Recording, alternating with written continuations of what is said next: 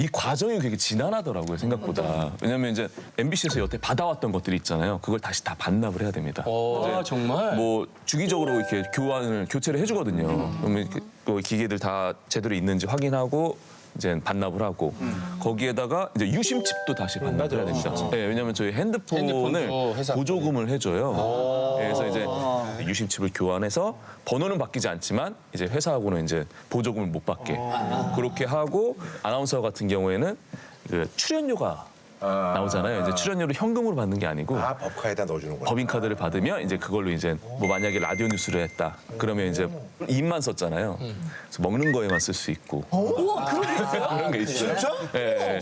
그리고 이제 만약에 TV에 나왔다. 그럼 이제 TV에는 이미지까지. 이게 이미지까지 다 썼으니까 이제 뭐 화장품이라든지 이제 먹는 것도 쓸 수 있고 이제 그런 기준이 있어요. 그걸 다 반납할 때 아 이제 진짜 나는 완전히 회사를 나왔구나라는 걸 좀 약간 느껴져요. 그래. 15년간 말이죠. MBC 아나운서국에 절대 안 나갈 것 같던 K 직장인이었습니다만 결국 김성주, 오상진 뒤를 위해서 프리한 인생 2막을 오르겠다는 보급형 전현무 김대호. 보급형. 자, 드디어 직장인에서 프리랜서로 돌아오셨습니다. 우리 김대호 씨가. 그런 소문이 있습니다. 아주 몸값이 천정부지로 올랐다.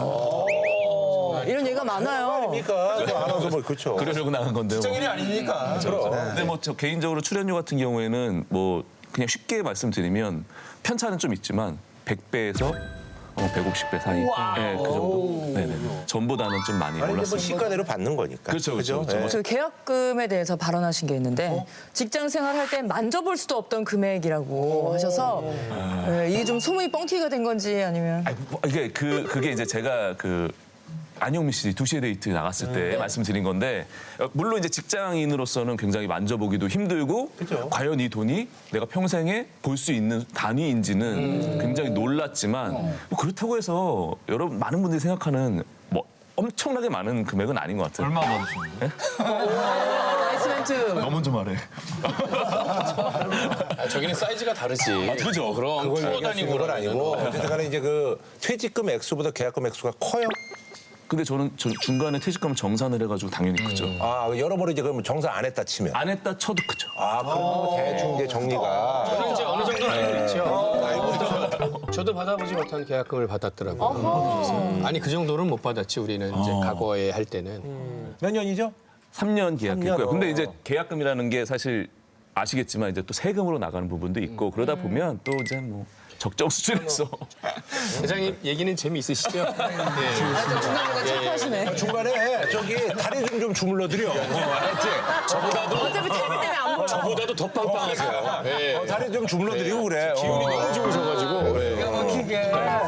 자, 김대호 씨가 프리가 되고 나서 본격적인 일미세가 됐다는데 사실 저는 이제 워라밸을 굉장히 중요하게 생각했던 사람인데 지금 나와서는 저에게 효율적인 건 어떤 건지 돈을 많이 벌고 일을 열심히 하는 게 저한테 더 효율적이라고 생각을 했기 때문에 그게 이제 워라밸로 바뀐 것 같아요. 제가 나가게 되면서 뭐 제안들도 많이 들어오고 있고요. 뭐 가령 뭐 광고로 치면 식음료 분야에서도 들어오고 그다음에 뭐 금융권에서도 들어오고.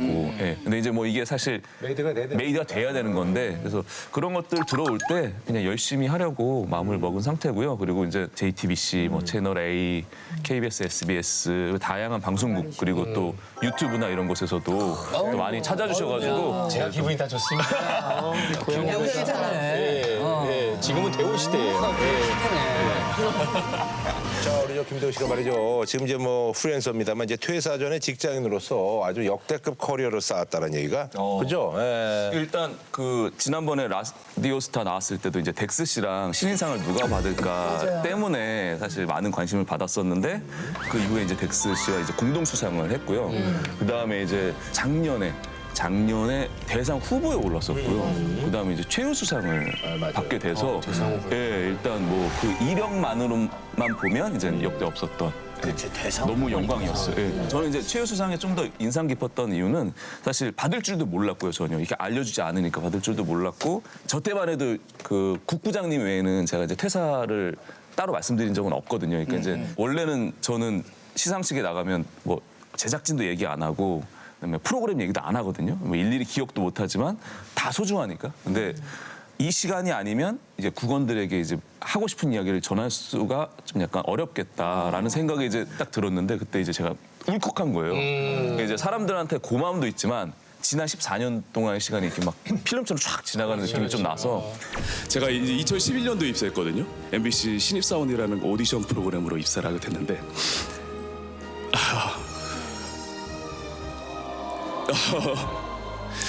그래서 지난번에 말씀 못 드렸는데 저희 아나운서국 동료들께 감사의 마음 먼저 전합니다. 저도 눈물을 흘릴 줄 몰랐는데 울컥해서 최우수상이 좀 더 기억에 남았던 것 같아요. 되게 인상 깊었어요. 네. 김대호 씨가 MBC에서 이제 최우수상까지 받고 먹퇴사한 이유가 뭐예요? 그렇게 이제 막 생각하실 수 있는데 뭐 어떤 면에서는 사람들이 왜냐면 굉장히 놀랬거든. 그럴 수 있어요. 그리고 이제 있잖아 부장하고 이제 국장한테는 언제 얘기한 거예요? 제가 이제 퇴사를 처음 얘기한 건 이제 나 혼자 산다 작가한테 처음 얘기했어요. 왜냐면 이제 제가 마음을 못 먹고 있을 시기에 이제 갑자기 스케줄을 옮겨야 되는 상황이 생겼고 밀리는 상황이 생겼었어요. 그래서 스케줄을 잡아버리게 되면 제가 이제 제 나름의 생각한 그 기준의 시한이 좀 지날 것 같아서 다음 녹화 스케줄은 잡기가 힘들다라고 얘기를 하고 그래서 그 이후에 말씀을 드린 거죠. 그래서 시기적으로는 아마 12월 한 거의 아니 말에 그래서 그 MBC를 이제 그만둔 이유가 올림픽 때문에 이제 사실 이제 직접적인 계기가 됐다라는 게 네네네. 제가 첫 올림픽 중계였어요. 단 한 번도 해본 적이 없고 그동안 근데 한 십몇 년 있으면서 한 번도 안 시켰나? 제가 안 한다고 그거 못 한다고. 예. 그래요. 근데 원래는 이렇게 로테이션으로 좀 도는 거예요. 그렇진 않고요. 이제 지원자를 보통 많이 받아요. 왜냐면 스포츠 좀 관심 있는 사람이 있죠. 그쪽에. 많이 하지. 특히나 이제 스포츠 같은 경우에는 종목이 우리가 아는 인기 있는 구기 종목이나 이런 대표 종목 외에도 많어. 굉장히 많아요. 그래서 한 아나운서 한 명당 만약에 올림픽이 시작하면 많게는 4개, 5개까지를 소화를 해요. 많이 해야 되는데. 그래서 이제 제가 여태 여러 가지 뭐 티저도 하고 뭐 광고주들도 만나서 광고 설명회도 하고 여러 가지로 이제 했는데 중계만큼은 민폐가 될 것 같다는 생각이 있어서 좀 약간 거부를 했었는데 이제 계속해서 이제 아나운서국과 스포츠국에서 이제 요청을 해서 그럼 난도가 좀 덜한 종목을 해보는 건 어떻겠냐라고 이제 여쭤봤었는데 아니다. 그래도 MBC 아나운서니까 꼭 배드민턴을 해보자. 오빠 왜냐 이게 랠리가 아주 빠르잖아. 정말 빠르고요. 특히나 저는 이제 말이 빠른 편도 아니고 그래. 그 종목에서 나오는 기술 이름이라든지 때마다 얘기해줘야 되잖아. 헤어핀 뭐 다 얘기해줘야 되잖아. 다 해줘야 되는 거예요. 아니나 다를까. 이제 뭐 경기가 나왔는데 뭐 선수 이름도 헷갈리고. 의도는 좋았는데 그거 쉽지 않았어. 자, 저희는 잠시 후에 찾아뵙시길. 이 소유정, 최유정 선수, 서승재, 최유정, 예, 죄송합니다. 오늘은 대차폴 선수와 사사리 중결승전이 펼쳐지고 있습니다. 아시는 분도 계시겠지만 배드민턴 동호회가 가장 많아요. 에이. 네, 가장 많아요. 에이. 네. 그게 내가 왜 이 말씀을 드리냐면 맞던 얘기야, 맞던 얘기야. 배드민턴 있잖아요. 선거철에 제일 먼저 국회의원 입 후보자들이 그래도 만나는 체육 동호인들이 배드민턴 동호회예요. 저도 몰랐어요. 제일 세. 동호회 리액션이었어요? 맞던 얘기야, 맞던 얘기야. 가장 많아요. 에이. 네, 근데 이제 그 정도로 좀 약간 어떻게 보면 굉장히 좋은 기회였지만 잘못하면 또 양날의 검이 될 수 있어서. 근데 저는 사실 그래요. 뭐 그 이후에 뭐 김대호가 뭐 악수를 뒀다 뭐 이런 평가들이 있기도 했지만 저는 최선을 다했고요. 그래, 네, 최선을 됐죠. 다해서 후회는 없고. 의도는 알죠. 그리고 이제 아나운서이기 때문에 할 수 있는 경험이었기 때문에 저는 너무 고마워요. 네. 김대호 씨가 말이죠. 퇴사를 실감하는 순간들이 꽤 있습니다. 사원증 반납하고 뭐 이럴 때도 그렇고. 언제예요? 퇴사는 그냥 사직서 항상 가지고 다니다가 꺼내서 저 나가겠습니다 하고 나가면 될 줄 알았는데 이 과정이 되게 지난하더라고요 생각보다. 왜냐면 이제 MBC에서 여태 받아왔던 것들이 있잖아요. 그걸 다시 다 반납을 해야 됩니다. 의료보험 같은 경우도 이제 또 해야 되고 비품도 반납해야 되고 뭐. 네, 왜냐면 이제 컴퓨터 같은 것들도 이제 정말? 뭐 주기적으로 이렇게 교체를 해주거든요. 그러면 이렇게 또 기계들 다 제대로 있는지 확인하고 이제 반납을 하고 거기에다가 이제 유심칩도 다시 반납을 해야 됩니다. 네, 왜냐하면 저희 핸드폰을 핸드폰도 회사 보조금을 해줘요. 네, 그래서 이제 유심칩을 교환해서 번호는 바뀌지 않지만 이제 회사하고는 이제 보조금을 못 받게 그렇게 하고 그 외 여타 뭐 이제 뭐 퇴직금도 회사 계좌에 있던 것들을 어떤 식으로 이제 다시 제 계좌로 받을 건지 현금으로 받을 건지 아니면 다른 곳으로 이제 투자를 할 건지 그것부터 시작해서 뭐 이제 아까 말씀하신 것처럼 사원증, 네, 사원증 같은 것도 이제 그리고 법인카드 이런 것도 이제 반납할 때는 아, 법인카드가 있었어요? 법인카드가 이제 아나운서 같은 경우에는 그 출연료가 나오잖아요. 이제 출연료를 현금으로 받는 게 아니고 아, 법카에다 넣어주는구나. 법인카드를 받으면 이제 그걸로 이제 뭐 만약에 라디오 뉴스를 했다 그러면 이제 입만 썼잖아요. 그래서 먹는 거에만 쓸 수 있고 우와, 그런 게 있어요? 그런 게 있어요. 예, 예. 그리고 이제 만약에 TV에 나왔다. 그럼 이제 TV에는 미용실까지. 이게 이미지까지 다 썼으니까 이제 뭐 화장품이라든지 이제 먹는 것도 쓸 수 있고 이제 그런 기준이 있습니다. 왜냐하면 법인카드는 비용이니까. 그렇죠. 예, 그래서 이제 지원해 주는 게 많으니까. 그렇죠. 그리고 아나운서국 자체 내에서도 뭐 의상비라든지 헤어비라든지 이런 것들 좀 어느 정도 보조를 해주죠. 근데 그래요. 그걸 다 반납할 때 아 이제 진짜 나는 완전히 회사를 나왔구나라는 게 좀 약간 느껴져요. 그래. 자, 전 MBC 직원입니다. 김대호 씨가 요즘 전 직장인 MBC의 대우가 달라졌다라는 얘기를 하셨어요. 좋아진 거야 나빠진 거야? 아이고, 궁금하네. 일단 떨어졌다는 얘기는 들어올 때 이제 사원증을 제가 반납을 했잖아요. 그래서 이제 그 이름 그리고 전화번호까지 다 적고 왜 찾아왔는지도 다 적고. 예. 근데 이제 그런 거는 이제 약간 좀 불편한 점인데 좋아진 건 어쨌든 제가 직장 생활을 14년 동안 했잖아요. 근데 항상 그런 느낌이었거든요. 이렇게 일 끝나고 집에 들어와서 이렇게 침대에 누우면 불을 다 꺼도 뭔가 TV가 방금 꺼진 느낌. 삐 소리 그냥 약간 들리고 아니면 냉장고는 계속해서 돌아가야 되니까 냉장고 소리가 들린다든지 그러니까 회사 생활할 땐 그런 느낌이었거든요. 일은 끝났지만 계속해서 긴장의 끈이 계속해서 이어지는 느낌. 아, 플로우가 인된 느낌. 계속 뭔가 일이 끝나도요. 제가 이제 집에 이렇게 있잖아요. 그러면 갑자기 속보가 뜰 때가 있어요. 특보. 지금 내 동료들이 일하고 있는데 이 특보가 길어지게 되면 언젠간 내 차례가 오겠구나. 약간 아는 그런 약간 일의 연장선상이었는데 지금은 약간 온오프가 가능한 명확해진 그런 느낌이 있어요. 확실하게. 그래서 내일 스케줄이 없으면 그냥 톡 끄면 예, 그냥 꺼지는 느낌.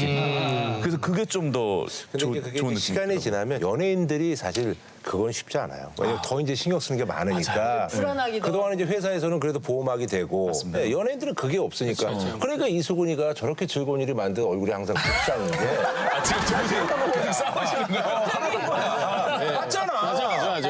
나도 마찬가지고. 항상 불안하잖아 우리가. 불화 형도 밖에서는 되게 행복한데 방송만 하면 화가 나 있어요. 밖에서 행복해요. 아, 근데 그런 경우도 있어요. 사실 이제 연락이 다 매니저한테 가잖아요. 제 전화가 한동안 2년 동안 계속해서 불이 나게 울리다가 안 울리는 거예요. 그렇지. 회사로 가니까. 맞지. 그 상황에 대한 그 정적에 대한 불안감은 또 있어요.